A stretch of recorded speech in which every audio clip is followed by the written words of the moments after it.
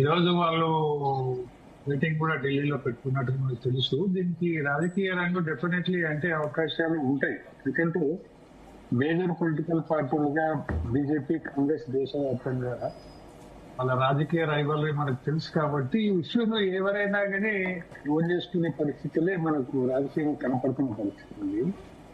ఇక్కడ ఏంటంటే లీగల్ గా చూసినప్పుడు మాత్రం దీనిలో చాలా రకాల అనుమానాలు ఉన్నాయి. మనం దీన్ని లీగల్ ఎక్స్పర్ట్స్ కాదు కానీ రాజకీయ కోణంలో మాత్రమే చూస్తున్నాము, లీగల్ కోణంలో చూడలేకపోతున్నాం. ఎందుకంటే ఇప్పుడు కాంగ్రెస్ పార్టీ కూడా సుప్రీంకోర్టులో పిటిషన్ వేసింది కాబట్టి దాని మీద ఈరోజు రివ్యూ ఉంది.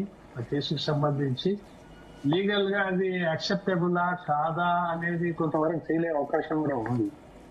ఒకవేళ ఓన్లీ నోటీసే ఇచ్చిండ్రు, ఎఫ్ఐఆర్ లో పేరు మాత్రమే ఉంది, అది ఇంతవరకు కోర్టుకే పోలేదు ఆ కేసు అన్నప్పుడు అది నామినేషన్ లో మెన్షన్ చేయొచ్చా చేయకూడదా అనేది కూడా మనకు క్లారిటీ ఇంతవరకు లేదు. కాబట్టి అది వెటెన్సీ అది. కాకపోతే ఇక్కడ పొలిటికల్ గా మాత్రం ఈ వార్ జరుగుతుంటది. అది మన అందరికి తెలిసిన విషయమే. Congress versus BJP. తెలంగాణకు వచ్చేసరికల్లా బీఆర్ఎస్ కూడా అందులో ఇంక్లూడ్ అయిపోతుంది. 3 పార్టీల రాజకీయాలు తెలంగాణలో, దేశవ్యాప్తంగా కాంగ్రెస్ బీజేపీ రాజకీయాలు న్యాచురల్ గా అది చూస్తాం. మొదటి నుంచి ప్రతిపక్షం ఈ దేశంలో రకరకాల ఆరోపణలు మోడీ ప్రభుత్వంగా చేస్తూనే ఉంది. ఈడీ కావచ్చు, సిబిఐ కావచ్చు, ఇంకోటి కావచ్చు అనే ఆరోపణ వాళ్ళు చెప్తున్నారు. దీన్ని కూడా అందులో ఇంక్లూడ్ చేసిందని అనుకోవాలి మనం. సరే ఈసీ కూడా ఉందా లేదా అది లీగల్ పాయింట్, నో డౌట్. ఇప్పటికిప్పుడు ఒక రాజకీయంగా ఒక పార్టీని బ్లేమ్ చేయడం కరెక్ట్ కాదు నా దృష్టిలో. అది అధికారం బీజేపీని కావచ్చు లేదంటే కాంగ్రెస్ కనెక్ట్. కాకపోతే ఒక విషయం ఇక్కడ మనం చెప్పుకోవాల్సింది ఏంటంటే ప్రతిపక్ష అభ్యర్థి రాజ్యసభకు నామినేషన్ వేస్తున్నప్పుడు చాలా జాగ్రత్తలు వహించాల్సిన బాధ్యత కాంగ్రెస్ పార్టీది. Not only Meenakshi Natarajan, Congress party కూడా లీగల్ సెల్ ఉంటది. వాళ్ళకు ఒకటి ఎక్స్పర్ట్స్ ఉంటారు. కపిల్ సిబల్ లాంటి అదేంటి అడ్వకేట్లు ఉన్నారు ఆ పార్టీకి చాలా మంది. మన దగ్గర నుంచి కూడా గెలిచినటువంటి ఒక పెద్ద అడ్వకేట్ ఉన్న ఢిల్లీలో. ఇంతమంది ఉండగా కాంగ్రెస్ పార్టీ ఒక సీటు గెలిచే అవకాశాలు ఉన్న స్థానంలో ఇంత నెగ్లిజెన్స్ ఏందో నాకు కూడా ఆ పార్టీ అర్థం కాలే. ఇది మోర్ ఇంపార్టెంట్ కదా. లీగల్ ఏ సమస్య వచ్చినా కానీ నామినేషన్ అదేంటి తిరస్కారానికి గురి అయిపోతే ఒక స్థానం కోల్పోయినట్టే కదా. అది చాలా సీరియస్ మ్యాటర్. ఇప్పుడు బీజేపీని బ్లేమ్ చేసే కంటే కాంగ్రెస్ పార్టీ కూడా తనకు తాను హక్కుపరిశీలన చేసుకోవాలి. ఎందుకంటే ఒక నామినేషన్ వేసేటప్పుడు ఎటువంటి లీగల్ గా మన జాగ్రత్తలు తీసుకోవాలనేది అది ఒక నేషనల్ పార్టీ, 140 years అదేంది ఏజ్ ఉన్నటువంటి political party, most senior political party దేశంలో. ఇంత నెగ్లిజెన్సీ ఆ పార్టీలో కూడా ఏందో నాకు అర్థం కాలేదు. ఇప్పుడు ఒక సమస్య జరిగింది, దాంతో నామినేషన్ తిరస్కరణకు గురైంది కాబట్టి ఈ రోజు ఢిల్లీలో కాంగ్రెస్ పార్టీ మీటింగ్ పెట్టుకుంటుంది. ఫర్దర్ యాక్షన్ గా ఫర్దర్ మూవ్మెంట్ దానిపైన ఏం చేయాలనేది వాళ్ళకి నిర్ణయం తీసుకోవచ్చు. కానీ ముందే జాగ్రత్త పడితే ఈ సమస్య వచ్చేది కాదు కదా అనేది నాకున్న ఒపీనియన్. రెండోది, బీజేపీ మీద కాంగ్రెస్ పార్టీ ఆరోపణ చేయడం చాలా వెరీ ఈజీ, నో డౌట్. గతం నుంచి కూడా వాళ్ళు ఏది జరిగినా అధికార పార్టీ మీద, ప్రతిపక్షం కాబట్టి ఆ మాట అంటదిలే, పెద్ద తప్పు పట్టాల్సిన అవసరం కూడా ఏం లేదు. అది ప్రతిపక్షం, ఇది అధికార పక్షం కాబట్టి ఆ ప్రతిపక్షం డెఫినెట్లీ వాళ్ళకి నష్టం జరిగినప్పుడు అధికార పక్షాన్ని విమర్శ చేస్తుంది. అది న్యాచురల్ ఇండియన్ పాలిటిక్స్ లో. కాబట్టి దాన్ని మనం పెద్దగా సీరియస్ తీసుకోవాల్సిన అవసరం లేదు. కానీ సుప్రీం కోర్టులో పిటిషన్ అవుతుందో ఈ రోజు రివ్యూ ఉంది కాబట్టి దాని మీద ఏమన్నా ఫర్దర్ గా మనకి ఏమన్నా కొంత ఇన్ఫర్మేషన్ వచ్చే అవకాశం ఉంది. నిజంగానే ఆ రిజెక్ట్ అయిన నామినేషన్ ను మళ్ళీ యాక్సెప్ట్ చేస్తారా, లేదు ఇది ఎఫ్ఐఆర్ లో పేరున్నది కాబట్టి నామినేషన్ లో రాయలేదు కాబట్టి నామినేషన్ లో రాయాల్సిందే అలాంటి రూల్ ఉంది అని కోర్టు గుట్ల ఏమైనా రూలింగ్ ఇస్తే అప్పుడు రిజెక్ట్ కావచ్చు. లేదు అది పెట్టకుండా కానీ నామినేషన్ యాక్సెప్ట్ చేయొచ్చు అని సుప్రీంకోర్టు చెప్పగలిగితే డెఫినెట్లీ ఆమె రీఎలెక్ట్ అయ్యే అవకాశం ఉంది. ఆమె నామినేషన్ ను అదేంటి పాస్ చేసే అవకాశాలు కూడా ఉంటాయి. అంటే రెండు కోణాలు ఉన్నాయి. ఒక కోణం అని మనం చెప్పలేము.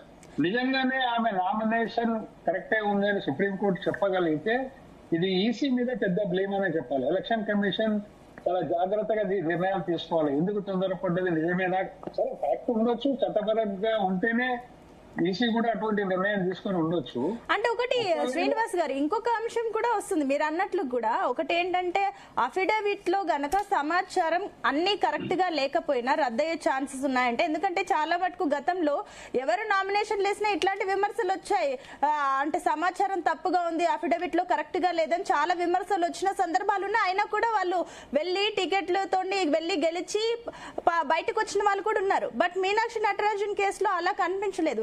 అంటే దీని వెనకేమైనా రాజకీయం ఉందనుకోవచ్చా, లేదంటే నిజంగానే ఇలాంటి కఠినంగా ఉంటుందనుకోవచ్చా?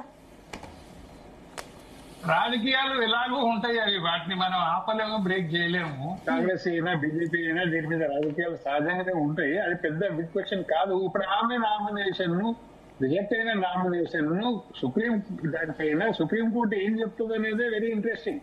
ఇప్పుడు అది చెప్పేది ఏంటంటే, ఇప్పుడు నిజంగానే ఈసీ మీద ఇన్ని రకాల ఆరోపణలు ప్రతిపక్షం చేస్తూ వస్తున్నది ఈ రోజే కాదు. అన్ని ఎన్నికల ముందు ఈసీ మీద ఆరోపణలు చేయడం ఒక అలవాటుగా ప్రతిపక్షం ప్రధానంగా కాంగ్రెస్ పార్టీకి ఉన్నది. మనం బెంగాల్లో కావచ్చు, బీహార్ లో కావచ్చు, అనేక అసెంబ్లీ ఎన్నికల్లో వాళ్ళ ఆరోపణలు చూస్తూ వస్తున్నాం. కాబట్టి ఇది కూడా ఆ రకంగానే మనం చూడాల్సిన పరిస్థితి ఉందా? నిజంగానే రిజెక్షన్ లో ఏమైనా పొరపాటు ఈసీదే ఉందా? ఒకవేళ ఈసీదే పొరపాటు ఉందని సుప్రీంకోర్టు ఏమైనా చెప్పగలిగితే డెఫినెట్ గా ఇది ఈసీ మీద ఒక పెద్ద బిగ్ బ్లేమే. అంటే ఇంకొకటి సెక్షన్ 33 ప్రకారం గనక ఇది 2 years అబో కేసు పడే ఛాన్సెస్ ఉన్నాయి, శిక్ష పడే ఛాన్స్ ఉంటేనే అలాంటిది వివరించాలని చెప్పేసి ఇందాక శ్రీనివాస్ గారు అన్నారు. అండ్ ఇంకొకటి ఏంటంటే కూడా, సరే ఈ కేసుకు సంబంధించి కూడా చూస్తుంటే సిబిఆర్టీ పరువు నష్టం కేసులో 2 సంవత్సరాల జైలు శిక్ష ఎవరికైనా పడుతుందా? అంత సిబిఆర్టీ ఉందా అన్న క్వశ్చన్స్ కూడా రేజ్ అవుతున్నాయి. ఇప్పుడు ఆ విషయం మేడం, ఇక్కడ ఆ విషయం ఎవరు చెప్తున్నారు? ఢిల్లీలో కపిల్ సిబ్బల్ చెప్తున్నాడు, సుప్రీంకోర్టు చెప్పలేదు. సుప్రీంకోర్టు చెప్పింది కాదు. ఇప్పుడు మన కాంగ్రెస్ నాయకులు, మన కాంగ్రెస్ నాయకులు కూడా చెప్పింది, కపిల్ సిబ్బల్ చెప్పిందనే కోర్టు చేసిన వాళ్ళు. కాబట్టి ఇది లీగలా ఇల్లీగలా, లేకపోతే కపిల్ సిబ్బల్ చెప్పిందే రాజ్యాంగ చట్టం కాదు కదా. సుప్రీంకోర్టు ఏం చెప్తుంది అనేది ముఖ్యం. కాబట్టి ఆయన అందరిలో కపిల్ సిబ్బల్ ఏం చెప్పిండు? 2 years వరకు జైలు శిక్ష పడేది ఉంటేనే అటువంటి దాన్ని నామినేషన్ లో మెన్షన్ చేయాలని అంటుండ్రు. ఓన్లీ నోటీసులు మాత్రమే ఇచ్చినది 2 years శిక్ష పడే కేసు కూడా కాదు అనేది కపిల్ సిబ్బల్ వాదన. No doubt. ఒకవేళ అది కూడా ఓన్లీ ఎఫ్ఐఆర్ బుక్ అయి ఉన్నా, అందులో ఆమె పేరు ఉన్నా దాన్ని మెన్షన్ చేయాల్సిందే నామినేషన్ లో అని అటువంటి రూల్ ఏమన్నా ఉన్నప్పుడు ఖచ్చితంగా ఆమెది రిజెక్ట్ అయితే. లేదు కపిల్ సిబ్బల్ చెప్పిందే నిజమే అయితే ఆమె నామినేషన్ మళ్ళీ తిరిగి పార్టీ చేయాల్సిన అవసరం కూడా వస్తుంది. మనం అట్లా కూడా కొట్టేయలేం. కాబట్టి 2 ఆస్పెక్ట్స్ ఉన్నాయి ఇలా, ఏది నిజం అనేది. నేను అనుకుంటున్నా ఈసీ అంతా బ్లైండ్ గా చేయకపోవచ్చు అని అనుకున్నా. కాకపోతే ఇదే కపిల్ సిబ్బల్ ఇప్పుడు చెప్తున్నాడు తప్ప, నిజంగానే నామినేషన్ వేసేటప్పుడు వాటిని జాగ్రత్తగా పరిశీలించాల్సింది ఒక లీగల్ సెల్ అనేది కాంగ్రెస్ పార్టీకి ఒకటి ఉంటది. మరి వాళ్ళు అయినా కానీ సరిగా నామినేషన్ ఎందుకు చూడలేకపోయిందో, నిజంగానే అది ఎఫ్ఐఆర్ లో పేరున్నంత మాత్రమే ఏం కాదని అది వదిలేసినరా, నిజంగానే తెలిసి కూడా వదిలేసినరా, తెలియక వదిలేసినరా అనేది మనకు తెలియదు. అది కాంగ్రెస్ పార్టీకి తెలవాల్సిన విషయం. ఉత్తల వాళ్ళని బ్లేమ్ చేసే కంటే ముందు కాంగ్రెస్ పార్టీ తనకు తాను కూడా లీగల్ గా అటువంటి పాయింట్లను గుర్తించి నామినేషన్ వేయిస్తే బాగుండేది అనేది నా అభిప్రాయం. బ్లేమ్ చేయడం, ఇప్పుడు సంఘటన జరిగిపోయింది, తర్వాత పొలిటికల్ గా బ్లేమ్ చేయడం అనేది వెరీ ఈజీ ఏ పార్టీకి అయినా కానీ, అది బీజేపీకి అయినా కాంగ్రెస్ కి అయినా ఇంకెవరికైనా. కాబట్టి ఈ బ్లేమ్ గేమ్లు రెగ్యులర్ గా జరుగుతాయండి మన దగ్గర, అనుమానమే లేదు. ఇప్పుడు ఈసీ శల్య పరీక్షకు సిద్ధమైందని చెప్పాలి. సుప్రీం కోర్టు చెప్పే డిసిషన్ మీద చాలా వరకు డిపెండ్ అయి ఉంటది. నిజంగానే అది 2 years బిలో శిక్ష పడే కేసే అయితే ఆమెకి ఏమీ కాదు నిజాన్ని. లేదు 2 years మెన్షన్ అది కంపల్సరీ దాన్ని ఆధారం చేసుకుని నామినేషన్ లో ఫిల్అప్ చేయాలంటే అది వేరే కేసు. లేదు అసలు నామినేషన్ నీకు ఎఫ్ఐఆర్ లో పేరు ఉంటేనే నామినేషన్ లో కూడా మెన్షన్ చేయాలనేది ఉంటే మాత్రం ఆమె nomination definitely. Let it SIT it for a while అండి, ఒక్క నిమిషం. ఎస్ శ్రీనివాస్ గారు, కస్బా శ్రీనివాస్ గారు పాయింట్ విన్నారు.